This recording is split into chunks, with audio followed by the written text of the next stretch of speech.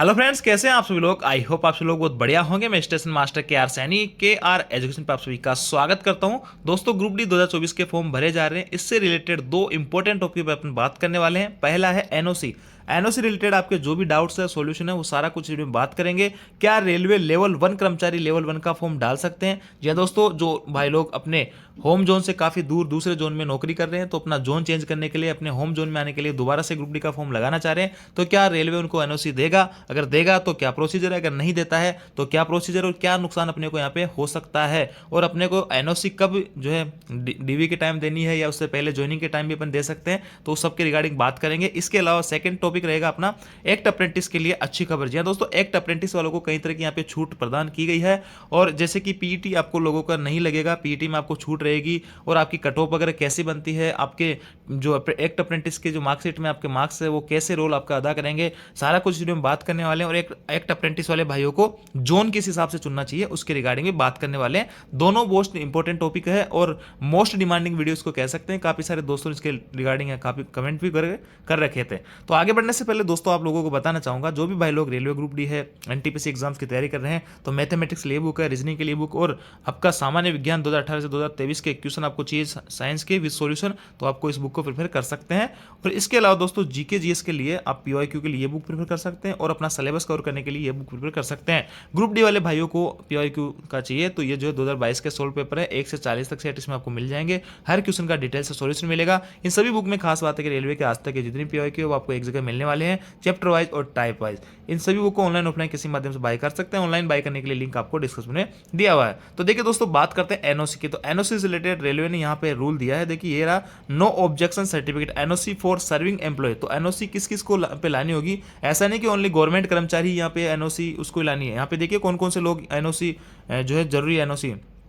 देखिए यहाँ पे लिखा है कैंडिडेट सर्विंग इंक्लूडिंग दूस undergoing in induction training probation in any centre state, यानी आप अगर ट्रेनिंग कर रहे हो या प्रोबेशन में हो इन एनी सेंटर, किसी सेंट्रल या स्टेट गवर्नमेंट के डिपार्टमेंट में, इंक्लूडिंग रेलवेज और पब्लिक सेक्टर अंडरटेकिंग, में apply directly to the RRB RRC duly inform their employer shortlisted candidates should produce NOC from the employer during documents verification, यानी documents verification के दौरान आपसे आपका जो है एनओसी यहाँ पे मांगा जाएगा। Fehling which there candidate will be cancelled, यानी अगर आप अपनी एनओसी प्रदान नहीं करते हो उस टाइम पे, तो आपका कैंडिडेट यहाँ पे रद्द कर दिया जाएगा और आपके जो है यहाँ पे बाहर कर दिया जाएगा। ये मोटी यहाँ पे चीज लिखी गई है। आगे लिखा है candidate should note that in case a communication is received from their employer by the RRB RRC concerned with holding permission to the candidates applying for appearing at the examination, their application candidate will be liable to be rejected and cancelled। ये सारी कुछ चीजें आप यहाँ पे देख पा रहे होंगे। आपको डीवी के टाइम पे आपका जो एनओसी सर्टिफिकेट है, नो ऑब्जेक्शन सर्टिफिकेट आपको देना पड़ेगा। अगर नहीं देते हो तो आपको यहाँ से बाहर कर दिया जाएगा। तो अब इससे कैसे बचे उसकी रिगार्डिंग बात करते हैं। तो देखिए दोस्तों, सब जब आप फॉर्म भरते हो तो आपके सामने एक ऐसा ऑप्शन खुल के आता है कि are you an employ of Indian railway. यहाँ पे आप अगर इंडियन रेलवेज या एम्प्लॉय नहीं हो तो आपको नो करना है, अगर आप हो तो आपको यस करना है। कई सारे साथी बोले सर हम इसमें बताए नहीं कि हम ऑलरेडी रेलवे के अंदर। तो देखिए दोस्तों, आपका सारा कुछ डाटा ऑनलाइन रहता है, आपके एचआरएमएस आईडी वगैरह सारी कुछ चीज़ें, आपकी एनपीएस अकाउंट नंबर है, आपका पैन कार्ड वगैरह है, सब कुछ चीज़ें। तो बाद में अगर आप जॉब लग भी जाते हो दूसरी जगह, तो आप यहाँ पे पकड़ में आ जाओगे। तो ऐसी गलती कोई भी नहीं करे, छुपाने की कोशिश कोई भी नहीं करे। अगर गवर्नमेंट एम्प्लॉय हो तो आप हो, यहाँ पे यस टिक करेंगे। तो यहाँ पे यस टिक करोगे तो आपसे जो है आगे मांगा जाएगी कि आप जो किस कैटेगरी में हो। जैसे कि यहाँ पे अगर ग्रुप सी में हो आप, तो ग्रुप सी में रजिस्ट्रेशन मास्टर हो या और कोई भी ग्रुप सी की जो पोस्ट है उसमें अगर कार्यरत हो तो आप यहाँ पे करोगे टिक। और जो ग्रुप डी में पहले थे, अब इसको भी ग्रुप सी में कर दिया गया है, लेकिन ये ऑप्शन अभी भी दिखा रहा है अर्चवाइल ग्रुप डी। आने वाले टाइम में ग्रुप सी ही हो जाएगा, लेकिन अभी आपके सामने ये ऑप्शन आएगा। तो जो ऑलरेडी लेवल 1 के अंदर कार्यरत है भाई लोग, इस ऑप्शन को यहाँ पे चूज करेंगे। अब देखिए एक बात यहाँ पे क्लियर हो जाती है कि जो ऑलरेडी रेलवे के अंदर कार्यरत है ग्रुप डी के अंदर, वो ग्रुप डी का फॉर्म भर सकते हैं, बिल्कुल भर सकते हैं, किसी टाइप की कोई समस्या नहीं है। क्योंकि ये ऑप्शन तभी आपके सामने आ रहा है, यहाँ पे ये ऑप्शन आपका तभी आपके सामने आ रहा है कि लेवल 1 में आप हो और लेवल 1 में आप फॉर्म यहाँ पे भर भी सकते हो। तो ये आपको टिक कर देना है, आप ग्रुप डी में ऑलरेडी हो तो। इसको टिक करने के बाद में आपके सामने ये चीज़ निकल के आएगी, आपको एक तरह से या जो अल्टीमेटम दिया जाएगा कि you should produce an no objection certificate from controlling officer on the date of DV. DV के टाइम में आपको ये एनओसी आपको देनी पड़ेगी, और इस हिसाब से आप जो है सारी कुछ आपकी डिटेल भरने के बाद में आपकी जो जोन यूनिट क्या है, कैटेगरी क्या है, प्लेस वर्किंग क्या है, सारी कुछ चीज़ें भरनी है, आपको सबमिट कर देनी है। अब बात आती है कि मान लो आपका सिलेक्शन हो जाता है आपके होम जोन में, और या जिस भी जोन में आप फॉर्म भरते हो वहाँ पे आपका सिलेक्शन हो जाता है, तो डीवी के दौरान आपको फिर जो है एनओसी कहाँ का लेना है। रेलवे नियम के अकॉर्डिंग आपको सेम लेवल के लिए एनओसी नहीं देगा रेलवे, इसके लिए आपको जो है रेजिग्नेशन यहाँ पे देना पड़ेगा। तो रेजिग्नेशन ऐसा है कि कई सारे साथी बोल रहे सर यहाँ पे मान लो हमारा डीवी में सिलेक्शन होता है और हम बाद में मेडिकल तो बाद में होता है, तो मेडिकल में अगर फेल हो जाते हैं हमें, तो फिर हमारा इधर भी रेजिग्नेशन हमने दे दिया और इधर जो हमारे को जो पोस्ट मिलनी थी वो मेडिकल में हम फेल हो गए, तो फिर वो दोनों ही मतलब दोनों तरफ से हम रह जाएंगे। तो बिल्कुल आप सही सोच रहे हो दोस्तों, ऐसा हो सकता है किसी भाई के साथ में अगर वो जल्दबाजी करता है तो देखिए यहाँ पे एक चीज़ मैं आपको बताना चाहूँगा, जब आपका डीवी हो तो डीवी के टाइम पे एनओसी ले जाना कंपलसरी है एज पर नोटिफिकेशन, लेकिन कई सारे साथी नहीं ले जा पाते हैं, तो उनको यहाँ पे रेलवे दोबारा से टाइम देता है और वहाँ पे जो भी कंसर्न ऑफिसर वगैरह रहते हैं तो उनसे आप इस बारे में बात कर सकते हैं कि सर मैं ऑलरेडी गवर्नमेंट एम्प्लॉय हूँ ग्रुप डी के अंदर, और मैं जो है अपनी एनओसी या रिजिग्नेशन जो भी है आपको ज्वाइनिंग के टाइम पे यहाँ पे प्रोवाइड करवा दूंगा, या थोड़ा सा मेरे को टाइम दिया जाए। तो जब आप मेडिकल वगैरह में आप फिट पाए जाते हो, आपका अच्छे खासे मार्क्स रहते हैं, हालांकि आपका डीवी और मेडिकल में तो 1 by 1 का रेशो चलता है, तो वहाँ पे उन्हीं लोगों को लिया जाएगा जो मेरिट वगैरह में नाम आएगा इनका। तो मेडिकल में फिट पाए जाते हो आप, तो फिर जो है यहाँ पे रेजिग्नेशन देके अपना यहाँ पे काम कर सकते हो। और रेजिग्नेशन अगर आप देते हो तो रेजिग्नेशन टेक्निकल रेजिग्नेशन आप नहीं दे पाओगे, क्योंकि जिसमें एनओसी मिलती है उसमें टेक्निकल रेजिग्नेशन लगता है। तो यहाँ पे सिंपल आपको रेजिग्नेशन देना है। रेजिग्नेशन दोगे तो यहाँ पे आपकी छुट्टियाँ वगैरह का फायदा आपको नहीं मिलेगा, जितनी भी छुट्टियाँ आपने कलेक्ट कर रखी है वो सारी की सारी लैप्स हो जाएगी। एनपीएस का जरूर आपको यहाँ पे फायदा मिलेगा, और आपको जो बॉन्ड है अगर 5 साल से पहले छोड़ते हो तो बॉन्ड भी आपको यहाँ पे भरना पड़ेगा। जो भी बॉन्ड है, जो ट्रेनिंग करते हैं, जो भी जिन भी ग्रुप डी की जो पोस्ट हैं जिनमें ट्रेनिंग है, तो उनको बॉन्ड भी भरना होता है। इसके अलावा आपको 1 महीने की सैलरी के बराबर एमआर भी कटवाना पड़ता है। ये इंस्टेंट रेजिग्नेशन के रूल है, तो यहाँ पे सब चीज़ें करके और आप जो है यहाँ पे नई पोस्ट पे अपने जोन में ज्वाइन कर सकते हैं। बाकी थोड़ा सा आपको रेजिग्नेशन देने में थोड़ा डिले करना है, आपको उधर फाइनल मेडिकल डीवी वगैरह सारी कुछ चीज़ें क्लियर हो जाए उसके बाद ही आपको रेजिग्नेशन देना है। इतना टाइम आपको आराम से मिल जाएगा, ऐसी कोई समस्या वाली बात नहीं है। तो यहाँ से आपको क्लियर हुआ होगा कि एनओसी तो आपको मिलेगी, रेजिग्नेशन देना है, तो रेजिग्नेशन में आपको जो है क्या क्या चीज़ें करनी होगी।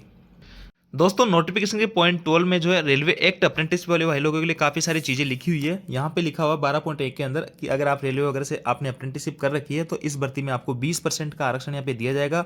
टोटल भर्ती 32,000 के करीब है, तो लगभग 6,500 के करीब जो आपकी यहाँ पे वैकेंसी रहने वाली है। तो एक्ट अप्रेंटिस वाले बहुत ज़्यादा नहीं होते हैं, तो इसलिए इस पर जो है कट ऑफ आपकी कम देखने को मिलेगी। और पिछली कुछ भर्तियाँ ऐसी थी जहाँ पे जो है एक्ट अप्रेंटिस वाले भाई मिले भी नहीं थे। जैसे 1 लाख की भर्ती आ जाए तो उसमें 20,000 जो है इन लोगों को लगना होता है, अगर ये 15,000 ही है तो फिर 5,000 पोस्टें जो है नॉर्मल कैंडिडेट्स को उन पर भरा जाता है। जबकि पीडब्ल्यूडी की जो पोस्टें होते हैं डिसेबिलिटीज की, तो उनको जो है यहाँ पे आगे कैरी फॉरवर्ड कर दिया जाता है, उनको नॉर्मल कैंडिडेट से नहीं भरा जाता। ये चीज़ यहाँ पे लिखी है।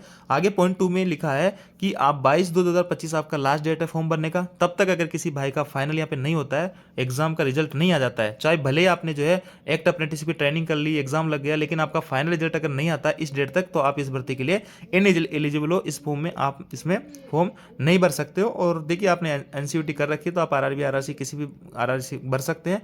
अब देखिए 12.4 में लिखा है कि आपका जो मेरिट कैसे बनेगी। देखो एक भाई के जो मान लेते हैं कि एनसीईटी के अंदर 90 मार्क्स है और इधर जो उसके पेपर में सीबीटी में 60 मार्क्स हैं, तो देखिए इसका 1/3 यहाँ पे वेटेज लिया जाएगा, यानी यहाँ पे 1/3 की मैं बात करूँ तो 30 लिया जाएगा, और यहाँ से उसका जो है 2/3 लिया जाएगा, तो 2/3 यहाँ पे 40 निकलेगा। अब जो उसकी मेरिट बनेगी तो इन दोनों को मिला के बनेगी 40 और 30 70 नंबर उसके माने जाएंगे, और ये जो है मेरिट के आधार पर रहेगा। और नॉर्मली एनसीईटी के अंदर 80-90 नंबर सभी भाइयों के आराम से आ जाते हैं। तो ये आपका पॉइंट यहाँ पे क्लियर हो जाता है 12.4 की आपकी मेरिट कैसे बनेगी। अब देखिए इस पॉइंट को लेकर काफी सारे दोस्तों में एक दुविधा बनी हुई थी कि इस पॉइंट को समझ नहीं आ रहा था क्या था। इसमें ऐसा है दोस्तों कि यहाँ मान लो कि किसी भाई के यहाँ पे एग्जाम के अंदर सीबीटी के अंदर उसने 75 मार्क्स स्कोर किया और एनसीईटी के अंदर जो है 60 उसका आ रहा था। अगर उसका जो वेटेज के आधार पर निकाले, इसका 1/3 निकाले तो यहाँ पे आपका जो है 20 निकल के आएगा, इसका 2/3 निकाल के आए तो यहाँ पे 50 आएगा। अगर दोनों को ऐड करते हैं तो यहाँ 50 और 20 जो है आपका जो है 70 यहाँ पे मार्क्स निकल के आए, और उसका जो है सीबीटी का स्कोर ही 75 है। तो यहाँ पे स्टूडेंट ऑब्जेक्शन करेगा, एक तरह से घाटे वाली बात लगेगी। उसने एग्जाम में ही जो है 75 मार्क्स उसके आ रहे हैं और एनसीईटी का लाभ लेने के बाद में उसके 70 नंबर यहाँ पे बन रहे हैं। तो इस केस में यहाँ पे आपको जो है जो ज्यादा रहेंगे दोनों में से उसको कंसीडर किया जाएगा, यानी आपका जो सीबीटी के नंबर ज्यादा है तो उसको ज्यादा कंसीडर किया जाएगा, और एनसीईटी मिलाने के बाद में अगर ज्यादा आ रहा तो उसको कंसीडर किया जाएगा। तो ये जो है आपके लिए काफी अच्छी बात यहाँ पे रहने वाली है।